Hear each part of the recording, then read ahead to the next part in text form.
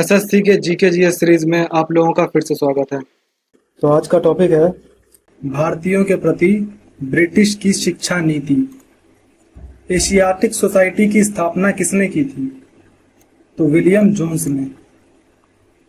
Asiatic society की स्थापना किस वर्ष हुई थी? तो 1784। एशियाटिक सोसाइटी की स्थापना किस स्थान पर हुई थी? तो कलकत्ता में। सेरामपुर मिशनरी का मुख्य उद्देश्य क्या था? तो भारतीयों को ईसाई धर्म में परिवर्तित करना। सेरामपुर मिशनरी प्रेस किसने स्थापित किया था? तो विलियम कैरी ने। सेरामपुर कॉलेज की स्थापना किस वर्ष हुई थी? तो 1818 में। प्राच्य आंग्ल विवाद किस विषय से संबंधित था? तो शिक्षा के माध्यम को लेकर यह विवाद था। प्राच्यवादी विद्वान किस भाषा में शिक्षा देना चाहते थे? तो भारतीयों की अपनी संस्कृत और फारसी भाषा। आंग्लवादी विद्वान किस भाषा में शिक्षा देना चाहते थे? तो अंग्रेजी में। प्राच्य आंग्ल विवाद के समय गवर्नर जनरल कौन था? तो लॉर्ड विलियम बेंटिक। प्राच्य आंग्ल विवाद को सुलझाने में निर्णायक भूमिका किसने निभाई? तो लॉर्ड मैकाले ने। लॉर्ड मैकाले किस सिद्धांत के समर्थक थे? तो आंग्ल शिक्षा के। निस्पंदन सिद्धांत का उद्देश्य क्या था? तो उच्च वर्ग को शिक्षा देकर धीरे धीरे समाज तक पहुंचना, यानी उच्च वर्ग को अगर हम शिक्षित कर देंगे तो वो लोग जो है खुद जो है मध्यम समाज और निम्न वर्ग पे भी जो है अपना शिक्षा को फैला देंगे। जिस तरह फिल्टर काम करता है उसी तरह से जो है उन लोगों ने सोचा था कि इस तरह से ये शिक्षा में काम करेगा, बट ये काम किया नहीं। निष्पंदन सिद्धांत किसके द्वारा प्रस्तुत किया गया था? तो लॉर्ड मैकॉले द्वारा। एशियाटिक सोसाइटी के पहले अध्यक्ष कौन थे? तो विलियम जोन्स। एशियाटिक सोसाइटी का प्रमुख योगदान क्या था? तो भारतीय इतिहास, संस्कृति और भाषाओं का अध्ययन। सेरामपुर मिशनरी के संस्थापक कौन थे? तो विलियम कैरी, मार्शम और वार्ड। लॉर्ड मैकॉले की शिक्षा नीति किस वर्ष प्रस्तुत की गई थी? तो 1835 में। प्राच्य आंग्ल विवाद का मुख्य प्रश्न क्या था? तो शिक्षा का माध्यम। डाउनवर्ड फिल्ट्रेशन थ्योरी का सबसे बड़ा नुकसान क्या था? तो केवल उच्च वर्ग को शिक्षा मिली। सेरामपुर कॉलेज को विश्वविद्यालय का दर्जा किस अधिनियम से मिला? तो डेनिस चार्टर से। एशियाटिक सोसाइटी का पुस्तकालय किसके लिए प्रसिद्ध था? तो संस्कृत और फारसी पांडुलिपियों के लिए। प्राच्य आंग्ल विवाद के समय भारतीय विद्वान किस पक्ष में थे? तो प्राच्यवादी शिक्षा के पक्ष में। भारतीयों के मन और चरित्र को अंग्रेजी शिक्षा से ढालना किसकी सोच थी? तो लॉर्ड मैकॉले की। लॉर्ड मैकॉले की मिनट्स ऑफ एजुकेशन किससे संबंधित थी? तो अंग्रेजी शिक्षा की स्थापना। वुड डिस्पैच किस वर्ष प्रस्तुत किया गया था? तो 1854 में। वुड डिस्पैच को किस नाम से जाना जाता है? तो भारतीय शिक्षा का मैग्ना कार्टा या चार्टर। वुड डिस्पैच ने शिक्षा के किस स्तर को प्राथमिकता दी? तो प्राथमिक शिक्षा को। हंटर आयोग का गठन किसके कार्यकाल में हुआ था? तो लॉर्ड रिपन की। हंटर आयोग किस वर्ष गठित किया गया था? तो 1882 में। हंटर आयोग का मुख्य उद्देश्य क्या था? तो प्राथमिक शिक्षा की प्रगति। रेले आयोग का गठन किस वर्ष किया गया था? तो 1902 में। रेले आयोग का उद्देश्य क्या था?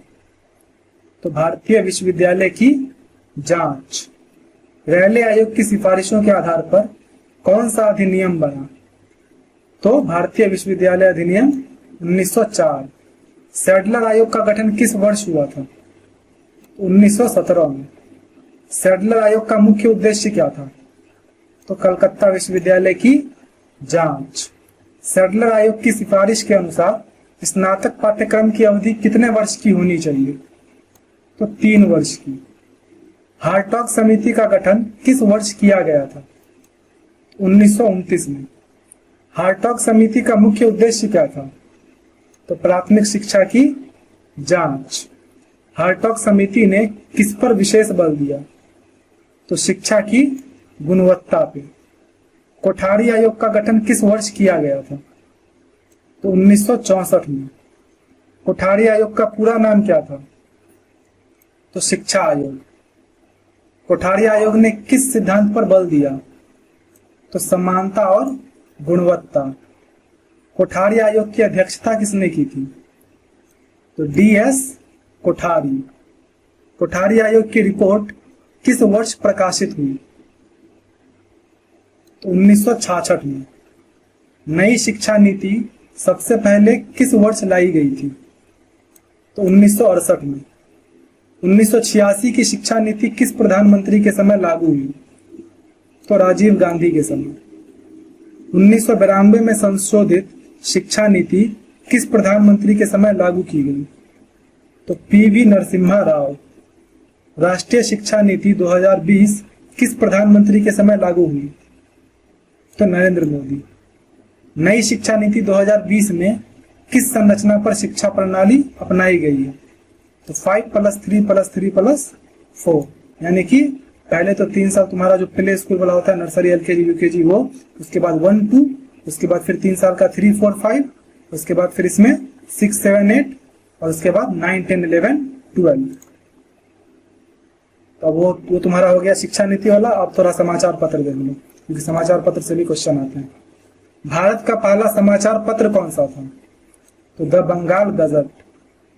द बंगाल गजट किसने शुरू किया था? तो जेम्स ऑगस्टस हिक्की ने। द बंगाल गजट किस वर्ष प्रारंभ हुआ? तो 1780 में। भारत का पहला साप्ताहिक पत्र कौन सा था? तो द बंगाल गजट। राजा राम मोहन राय द्वारा प्रारंभ किया गया समाचार पत्र कौन सा था? तो मिरातुल अखबार। समाचार दर्पण किस भाषा में प्रकाशित होता था? तो बंगाली में। समाचार चंद्रिका के संपादक कौन थे? तो भवानी चरण बनर्जी। इंडियन मिरर समाचार पत्र किसने प्रारंभ किया? तो देवेंद्रनाथ टैगोर ने। द हिंदू समाचार पत्र किस वर्ष प्रारंभ हुआ? तो 1878 में। द हिंदू की स्थापना किस स्थान पर हुई? तो मद्रास में।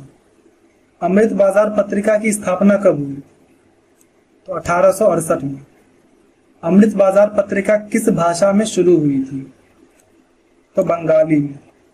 अमृत बाजार पत्रिका बाद में किस भाषा में प्रकाशित होने लगी? तो अंग्रेजी में। केसरी और मराठा किसके द्वारा प्रारंभ किए गए थे? तो ये दोनों पत्र जो है वो बाल गंगाधर तिलक द्वारा स्टार्ट किए गए थे। द इंडियन ओपिनियन किसने प्रारंभ किया था? तो महात्मा गांधी ने। द इंडियन ओपिनियन कहां से प्रकाशित होता था? तो दक्षिण अफ्रीका से। यंग इंडिया पत्रिका किससे जुड़ी थी? तो महात्मा गांधी से। हरिजन समाचार पत्र का प्रकाशन किसने किया? तो महात्मा गांधी ने। द पायोनियर समाचार पत्र कहां से प्रकाशित होता था? तो लखनऊ से। ट्रिब्यून समाचार पत्र किसके द्वारा प्रारंभ किया गया था? तो सरदार दयाल सिंह मजीठिया द्वारा। बंगाल गजट को और किस नाम से जाना जाता था?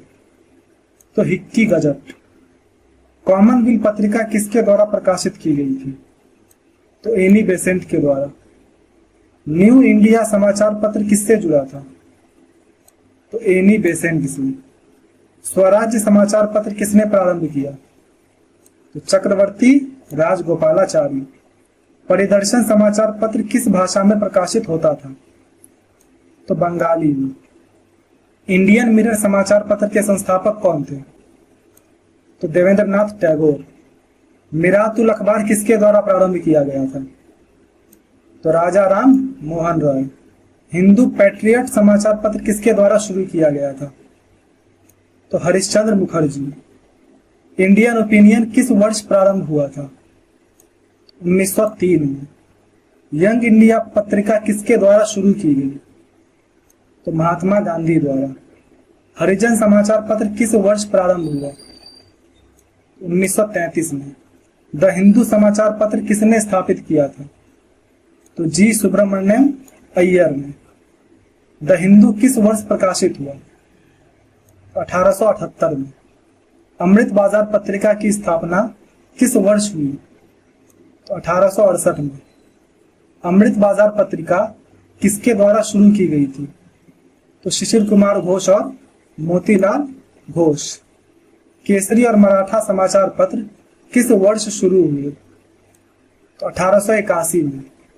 केसरी और मराठा किसने प्रारंभ किए? तो बाल गंगाधर तिलक ने। इंडिपेंडेंट समाचार पत्र किसके द्वारा स्थापित किया गया? तो मोतीलाल नेहरू द्वारा। कॉमनवेल्थ और न्यू इंडिया किसके द्वारा प्रकाशित किए गए थे? तो एनी बेसेंट के द्वारा। स्वराज्य समाचार पत्र किसके द्वारा प्रारंभ किया गया था? तो सी राजगोपालाचारी। बंगाल गजट के संस्थापक कौन थे? तो जेम्स ऑगस्टस हिक्की। बंगाली समाचार पत्र किसने प्रारंभ किया? तो सुरेंद्रनाथ बनर्जी ने। प्रताप समाचार पत्र किसके द्वारा शुरू किया गया था? तो गणेश शंकर विद्यार्थी। भविष्य समाचार पत्र किस भाषा में प्रकाशित होता था? तो हिंदी में। सुधाकर समाचार पत्र किसने प्रारंभ किया?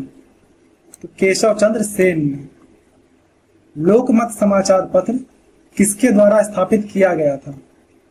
तो वी के पाटिल और जे एस करमरकर ने। मराठा समाचार पत्र किस भाषा में प्रकाशित होता था? तो अंग्रेजी में। केसरी जो है वो मराठी में होता था और मराठा अंग्रेजी में।